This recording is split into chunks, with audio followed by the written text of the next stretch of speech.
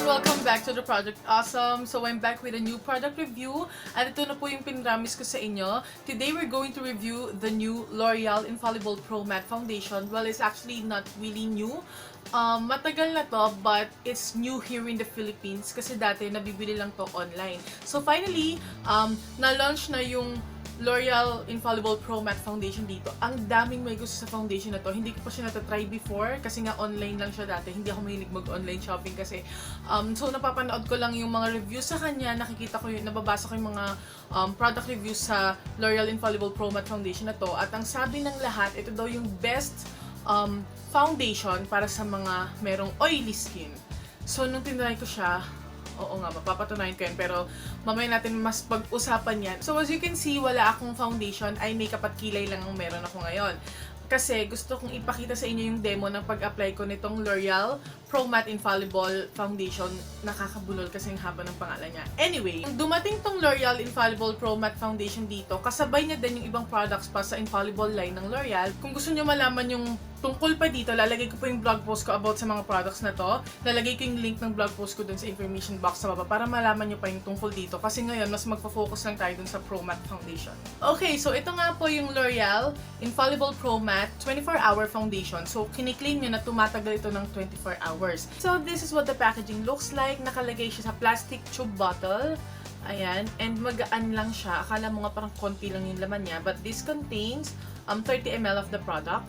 And then sa likod, nakalagay kung ano yung finish niya, nakalagay yung kung gaano siya tumatagal, and then nakalagay din kung ano yung coverage niya. Ano, nakalagay low, medium, or high coverage, and then kung yung finish niya matte matte, nakalagay dito demi matte finish.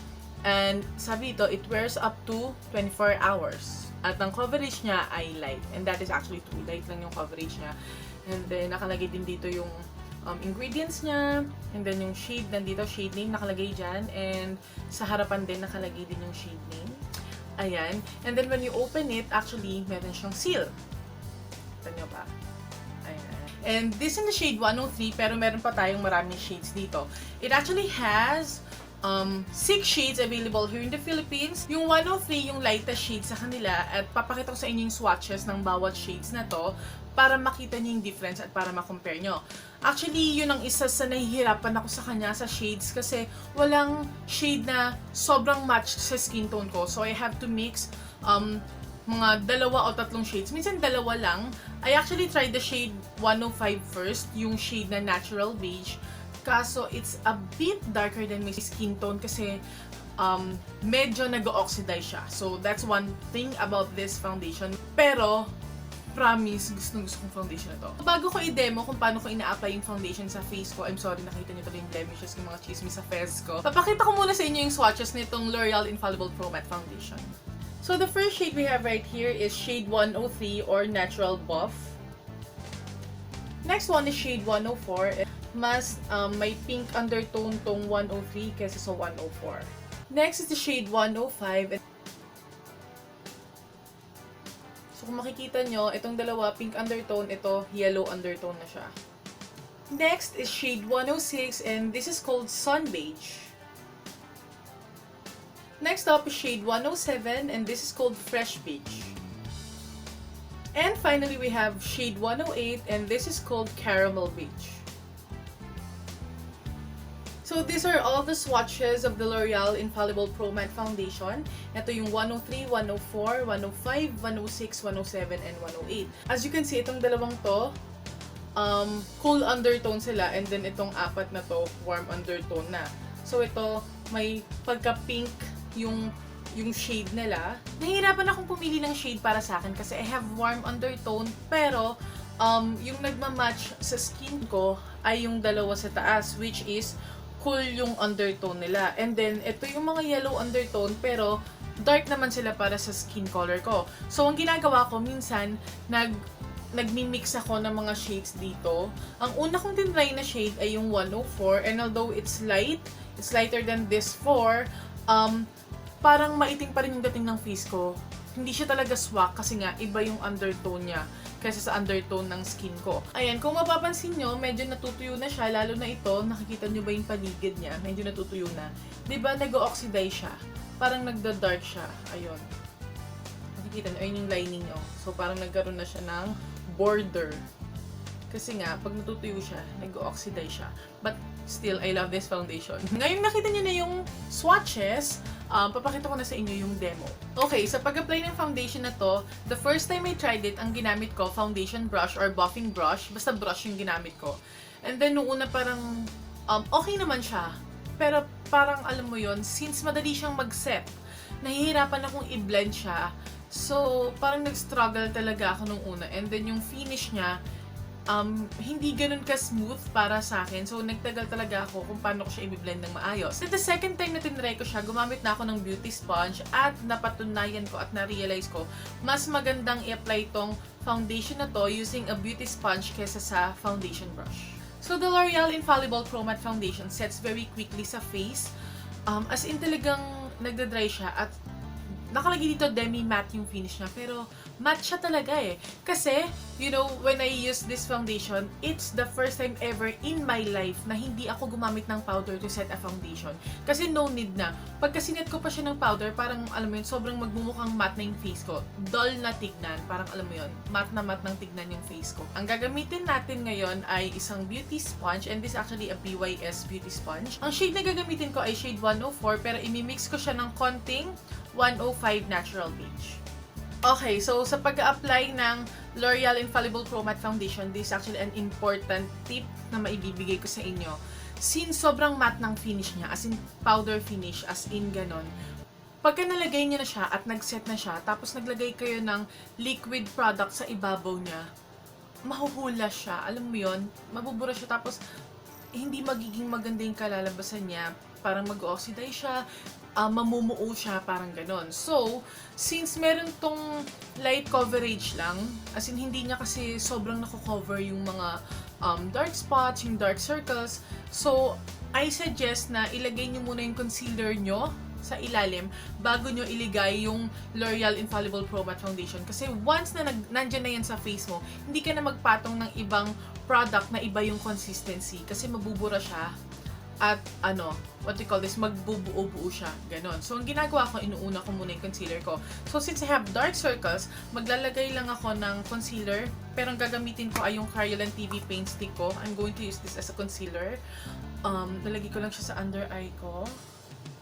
Yung dito, hindi ko to i-conceal para makita nyo lang yung coverage niya.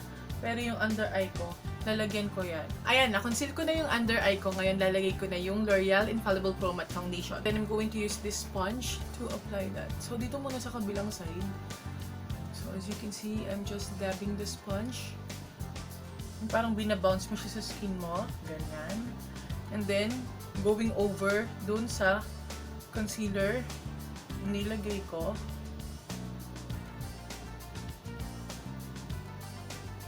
As you can see, na-even out niya yung skin tone, pero hindi niya nakakover yung dark spots ko. Nakagano niya, diba? Minsan, tinatry kong, you know, i-build yung, what do you call this, yung coverage niya. Pero, medium lang talaga yung kaya niya. Actually, parang light nga lang talaga.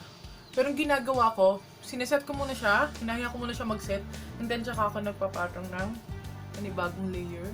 Okay, so nalagyan ko na yung right part ng face ko at makikita nyo nga yung difference niya naman sa kabila. Na-cover niya yung redness ng skin, yung mga minor blemishes ko, yung sobrang mga maliliit. And, ayun lang, na-even out niya yung skin tone ko, pero nakikita nyo, lumalabas pa rin yung dark spots ko. So, sabi ko sa inyo, mahalagang mag-conceal kayo. Kasi nga, pagka nag-set na siya, nag-matte na siya, ayun, matte na siya agad, oh. Ayun, tinan nyo, hindi na siya nag-move. Pagka ginano naman siya sa kamay, hindi naman siya nag-move. Pero, yun nga lang, kapag kasi nalagyan mo siya something liquidy, di ba? Like, para kasing pag powder, di ba? Pag nabasa siya, alam nyo naman yung nangyayari. So, ganun siya. Yan. So, try natin maglagay pa ng isang layer. Tignan lang natin kung kahit pa paano mas maglalighten pa yung dark spots ko.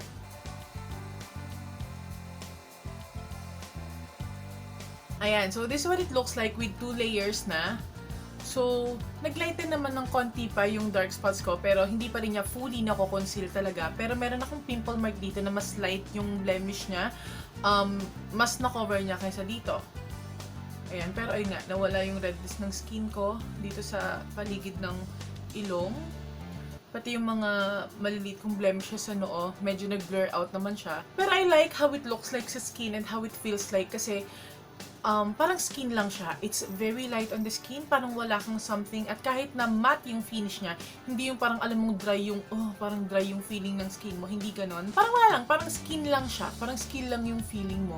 And may I just say na nag-match ngayon ng bongga yung 104 at 105 sa akin. Mas maraming 104 kaysa sa shade 105. Ganun yung ginawa ko, minix ko lang sa sila. Ngayon lalagyan ko naman muna yung kabilang part ng face ko para naman even na siya. Ayan, so meron na yung buong face ko. Nakikita nyo na even na yung skin tone ko sa buong face ko, hindi lang yung kabilang side. Pero ayun nga, nandun pa rin yung blemishes ko. Mas meron kasi akong blemishes dito sa kabilang side kaysa dito, kaya dito ko pinakita sa inyo kanina. Pero meron kasi akong melasma sa magkabilang sides ng face ko, kung saan nilalagay yung contour. Ayan o. So, hindi siya fully nako-cover din, but nag-lighten naman siya. Okay, so sa coverage, yun nga, it's light to medium. Hintayin nyo muna mag-setting foundation bago nyo ilagay yung pangalawang layer. Pero don't go over siguro mga pang third layer. Para sa akin, wag na. Kasi since matte yung finish niya, baka maging cakey siya. So, wag nyo nang dagdagan kasi kahit anong mangyayari, hindi niya talaga mako-cover up yung blemishes nyo. May even out lang yung skin tone nyo. And kahit sa isang layer lang, may even out nyo na yung skin tone nyo. Pero yung mga dark spots na ganyan, hindi niya makakonceal yun. So, kung gusto nyo makonceal yan, gumamit na lang kayo ng separate concealer. Huwag na kayong magpatong ng foundation na to kasi nga, yun, light to medium lang yung kaya niya. At pag nagpatong kayo ng nagpatong, magbubuo lang siya, magiging cakey lang yung dating niya sa face. And, gaya na sabi sa inyo, ayun o, first time kong makatry ng foundation na ganito.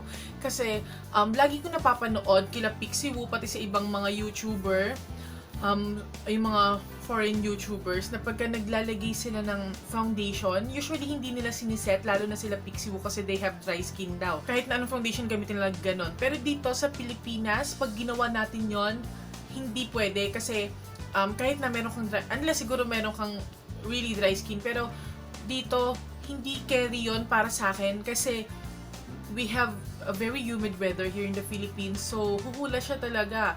So, okay lang kasi sa ibang bansa dahil malamig sa kanila. Pero dito, yung foundation ko, kahit na matte siya, siniset ko siya kahit na thin layer lang ng powder. Pero with this foundation, first time ever ko talagang na-try yun sa buhay ko, na gumamit ng foundation na hindi ko na siniset ng powder. Kasi ayun o, pag kumahawakan nyo lang, parang nakaset na siya ng powder, matte siya. Pero yun nga, it's very lightweight. Ang usually na siniset ko lang ng powder, yung under eye area ko lang, translucent powder lang ginagamit ko, and thin layer lang. Kasi nga, I have, what do you call this? I have oily lids. Minsan kumakalat siya dito, tsaka meron kasi akong mga lines dyan. So, minsan nagkikrease dyan, nauuna mag-crease dyan, lalo na nag-glasses ako. So, syempre, lalong nakukulob. So, parang nagmo-moist siya sa loob. So, nagkakaroon ng line. So, ginagawa ko, siniset ko siya ng translucent powder. At hindi ko pa pala siya nasiset ngayon. Wait lang, siset ko muna siya. And then, gumagamit ako ng malaking powder brush para i-sweep off yung excess powder. Para thin nga lang siya. Ayan. Tada! Ayan, tapos na po yung full makeup ko. Ituloy na natin yung product review nitong L'Oreal Infallible Pro Matte Foundation. So, ayun nga, nakita nyo na yung coverage niya. It has light coverage, but you can build it up to medium coverage. Pero hanggang dun lang yon. At gaya ng sabi ko sa inyo kanina, huwag nyo nang patungan ulit para hindi siya mag-cake.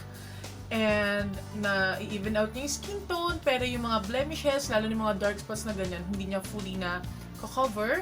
Kaya, i-conceal nyo na lang yan. Pero bago nyo ilagay yung foundation, unahin nyo muna yung concealer nyo para hindi mag-move yung foundation na to. Kasi yung finish niya, it's really matte. Ayan, hindi pa rin ako naglagay ng powder guys. Blush on lang yan and then highlights ha, and then contour. Pero sa ibang part ng face ko, wala.